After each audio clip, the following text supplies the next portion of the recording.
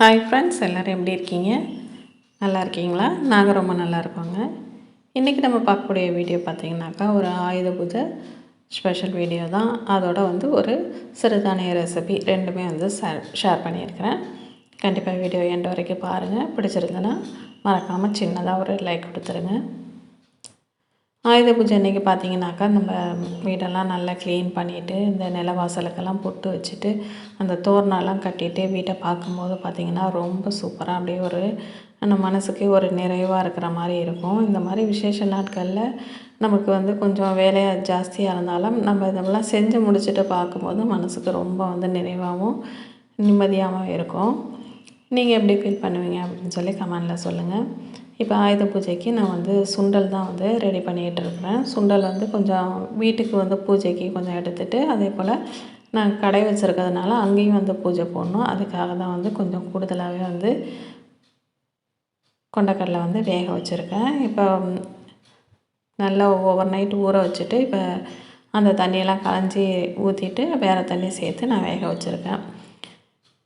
இப்போ அதுக்கு தாளிப்பு பொருட்கள்லாமும் ரெடி பண்ணி எடுத்து வச்சிட்டோம்னாக்கா சுண்டல் வெந்ததும் நம்ம தாளிச்சிடலாம். இப்போ குக்கர் நல்லா விசில் நல்லா வெந்துருச்சு. நல்லா கடலையும் ஏன்னா கருப்பு கடலை வச்சுருக்கறதுனால கொஞ்சம் வேகிறதுக்கு லேட் ஆகும். அதனால் குக்கரில் சிம்லேயே வச்சுட்டு ஒரு 10 மினிட்ஸ் சிம்மில் வச்சுட்டு அதுக்கப்புறம் ஹையில் வச்சு ஒரு 5 விசில் வச்சுருந்தேன். நல்லா வெந்துருச்சு. இப்போ தண்ணியெல்லாமும் வடிச்சிட்டு இப்போ தாளிப்பு கொடுத்துடலாம். இதுக்கு எண்ணெய் கம்மியாக தான் நான் ஊற்றுவேன். சிலர் எண்ணெய் கொஞ்சம் அதிகமாக சுண்டல் அதிகமாக இருக்காங்க எண்ணெய் கூடுதலாக சேர்ப்பாங்க. பட் அப்படி சேர்த்தாக்கா அந்த கடலை சாப்பிடும்போது ரொம்ப ஒரு எண்ணெய் பிசுக்கோட ஒரு மாதிரி எனக்கு அந்தளவுக்கு அதில் விருப்பம் கிடையாது. அதனால் கம்மியான எண்ணெயில் நான் ஒரு தாளிப்பு கொடுத்துட்றேன். எப்போதும் போல் கடுகு, உளுந்தம்பருப்பு, காஞ்ச மிளகாய் சேர்த்துட்டு அதோட நல்ல ஃப்ரெஷ்ஷான கருவேப்பிலை தலைகளையும் சேர்த்துட்டு இஞ்சி ஒரு விரல் சைஸுக்கு கொஞ்சமாக பாதி விரல் அளவுக்கு எடுத்துகிட்டு அதை நல்லா ஒரு தோல்லாம் சீவிட்டு கேரட் துருவுற கட்டையில் வச்சு நல்லா துருவிட்டு நம்ம நல்லா வதக்கிட்டு இப்போ நான் சுண்டலையும் சேர்த்து அதோடு சேர்த்து நல்லா வதக்கணும்னு சொன்னாக்கா சுண்டல் சாப்பிட்றதுக்கு நல்லா வாசனையாக இருக்கும். இதனோட தேங்காய் பூவும் சேர்த்து நல்லா வதக்கிட்டால் தான் நல்லா கெட்டு போகாமல் இருக்கும். இப்போ சூப்பராக எல்லாமே செஞ்சு முடித்து நல்லா ஒரு நிறைவாக பூஜையும் வீட்டில் போட்டாச்சு. நீங்கள் எப்படி பூஜை கொண்டாடினீங்க அப்படின்னு சொல்லி கமெண்ட் செக்ஷனில் ஷேர் பண்ணுங்கள்.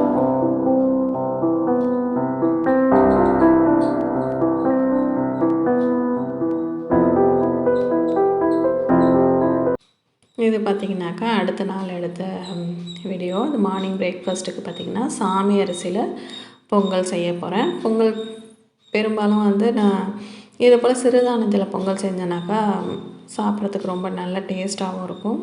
ரொம்ப நமக்கு ஒரு ஹெல்த்தியான ஆப்ஷனுமே.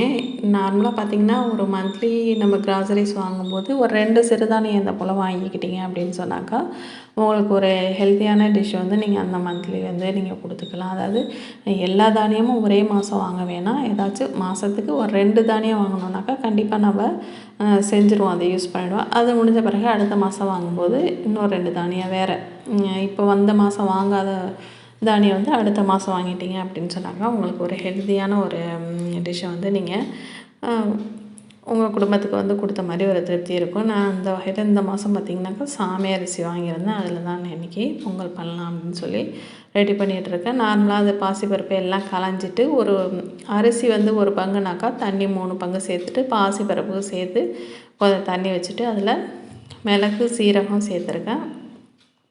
அதோட உப்பையும் சேர்த்துட்டு நல்லா மிக்ஸ் பண்ணிவிட்டு நல்லா குக்கரை சிம்மிலே வச்சுட்டு நல்லா அது வெந்து நல்லா குழைவாக வேகிற அளவுக்கு விசில் வச்சு எடுத்துங்க. விசில் மட்டும் கணக்கு அவங்கவுங்க குக்கருக்கு ஏற்ற மாதிரி நம்ம வச்சுக்கணும்.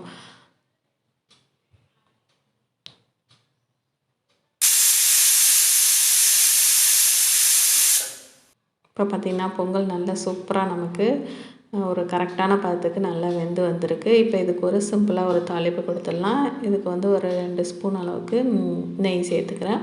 நெய் அவங்கவுங்க விருப்பம் தான். நான் ரொம்ப நெய் சொட்ட சொட்ட பண்ணலை பொங்கல். ஓரளவுக்கு அதில் வாசனை வர அளவுக்கு நல்ல ஒரு டேஸ்டியாகவும் இருக்கிற அளவுக்கு அளவாக நெய் சேர்த்துருக்கேன். அவங்கவுங்க விருப்பத்துக்கு ஏற்ற மாதிரி சேர்த்துக்கலாம். இதில் கருவேப்பிலை தலைகள் மட்டும் போட்டு தாளித்து கொட்டி நாம் கலந்துட்டு பரிமாறிடலாம். இதுக்கு சைட் டிஷ்ஷாக வந்து பச்சை மிளகாய் போட்டு தேங்காய் சட்னி அரைச்சிருக்கேன்.